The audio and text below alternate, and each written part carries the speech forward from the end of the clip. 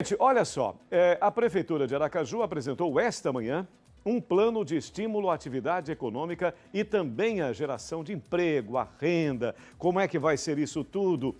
Exatamente realocar valores, investimentos. O que podemos fazer a respeito disso neste momento tão importante, não só de retomada, mas também de readequação da situação? Quem acompanhou os detalhes todos pra gente, ela nos traz agora ao vivo, foi a Jéssica Cruz. Aqui, Jéssica, por gentileza, querida. Mas os municípios não podem perder o ISS, vai ser a maior... Oi, Sérgio, boa tarde para você que está em casa. A reunião sobre esse plano do município para diversas esferas aqui da cidade, ela ainda está acontecendo, mas esse plano é um plano de incentivo, de estímulo à economia em 3 eixos. No turismo também, para o setor das empresas, pequenas, grandes, médias empresas e também de infraestrutura. Quem vai conversar aqui com a gente para explicar melhor sobre esse plano que ainda está sendo apresentado e debatido é o secretário municipal da Fazenda, o Jefferson Passos. Boa tarde, secretário. Explica para a gente por que esses 3 eixos. Olha, nós montamos um plano, um estímulo a 3 eixos específicos. O primeiro é o turismo. O turismo foi escolhido porque foi o setor mais atingido nessa pandemia. Tivemos uma queda aí da atividade econômica do setor do turismo próxima a 90%.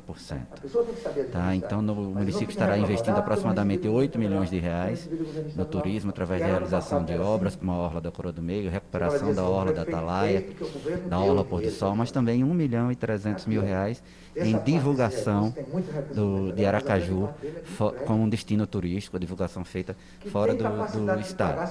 Segundo eixo é um programa de investimentos da ordem de R$1 bilhão, né, em obras de infraestrutura urbana, infraestrutura social, mobilidade urbana e modernização administrativa e tecnológica aqui no município. Esse investimento é o maior investimento da história de Aracaju e ele possibilitará a geração de até 19 mil empregos, né, combatendo aí um dos principais efeitos da pandemia. E o terceiro eixo é um eixo que vai permitir a regularização fiscal das pessoas e das empresas.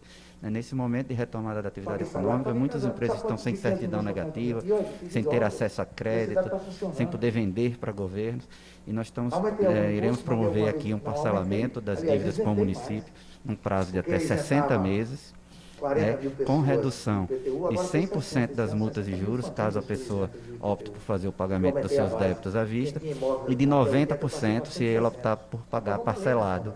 Ou seja, se ela quiser pagar em 60 meses parcelado, ainda assim ela terá 90% de redução na multa e juros. Vamos lá, existem dívidas que são durante a pandemia, dívidas que vêm antes da pandemia ainda, que dificultam ainda mais a vida desse pequeno, médio empresário. Como é que isso vai ser dividido?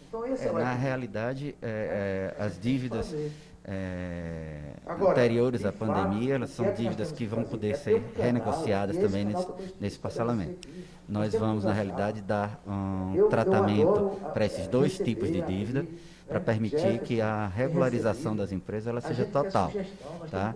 Nós iremos tratar essas 2 dívidas num único parcelamento, tá? Até para facilitar a vida das pessoas e das empresas. Mas todos poderão regularizar as suas dívidas, mesmo aquelas que sejam antes da pandemia e também as posteriores.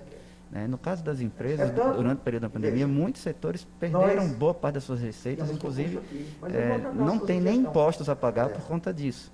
Mas ainda assim, todo esse conjunto ele será feito na forma de um parcelamento único, as dívidas anteriores e as dívidas também do período da pandemia. E se esse pagamento ele for feito à vista, tem desconto, juros, eles saem da história? Isso, nós faremos, o parcelamento será permitido até 60 meses e aí terá uma redução de 90% na multa e de 90% nos juros devidos. No caso de quem optar por pagar à vista, a dispensa será de 100%. Ou seja, mesmo parcelado, o desconto é excepcional. Muito se falou aqui de liberação de linha de crédito para esses empresários.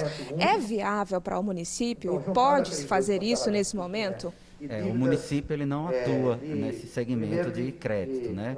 Então aqui o Estado ele tem um banco, o Banco do Estado do Sergipe, e o crédito ele está sendo ofertado via linhas de crédito do Banese, ofertadas pelo governo do Estado. Mas o município ele não tem mecanismos para atuar em política creditícia, né? Política de concessão de crédito. Tem também a questão da infraestrutura, que é outro eixo que o senhor já citou aqui. Muitas obras já foram concluídas, mas um monte ainda estão em execução. Como é que está sendo a distribuição desse dinheiro? Sim, atualmente nós estamos com um elenco aí em execução já de obras da ordem de 350 milhões de reais, né? Algo em torno de 144, 145 milhões de obras que já foram entregues. São obras como, por exemplo, o Corredor da Beira-Mar, o Corredor do Centro Jardins, Corredor Augusto Franco, obras de infraestrutura como a Avenida Euclides Figueiredo, né? Construção dos terminais que estão sendo feitos no Terminal do Mercado, reforma do Terminal do Dia, do Terminal da Atalaia. E também obras de infraestrutura social, né? Construção de escolas, de creches, da primeira maternidade pública de Aracaju, que está sendo construída no bairro 17 de Março, de todo o saneamento da Zona Norte que está sendo entregue.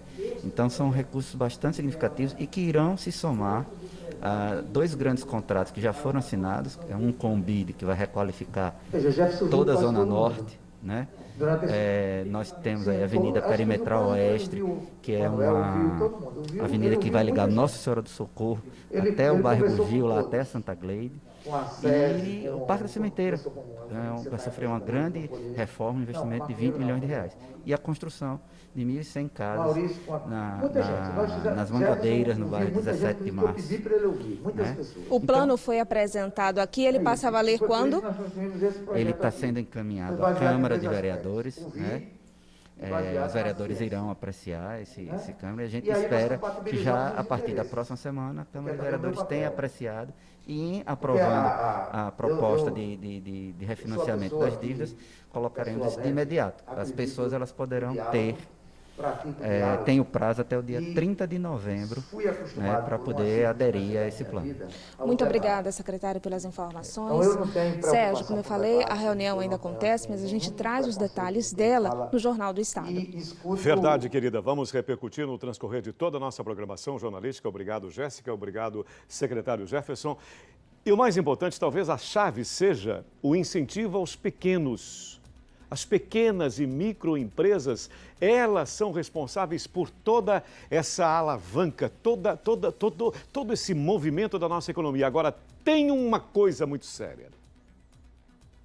Nesse momento da retomada, o mais importante seria a redução dos impostos em nosso país.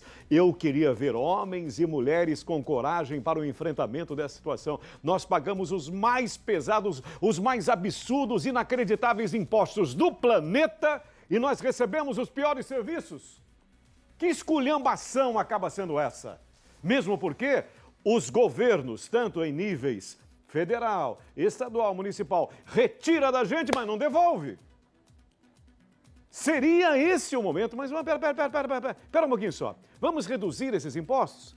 Vamos estabelecer uma alternativa exatamente para essa cobrança de impostos? Vamos suavizar a barra desse pessoal? Vamos incentivar empresários?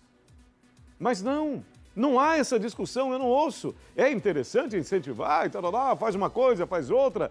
Neste momento de retomada, o mais importante seria essa discussão.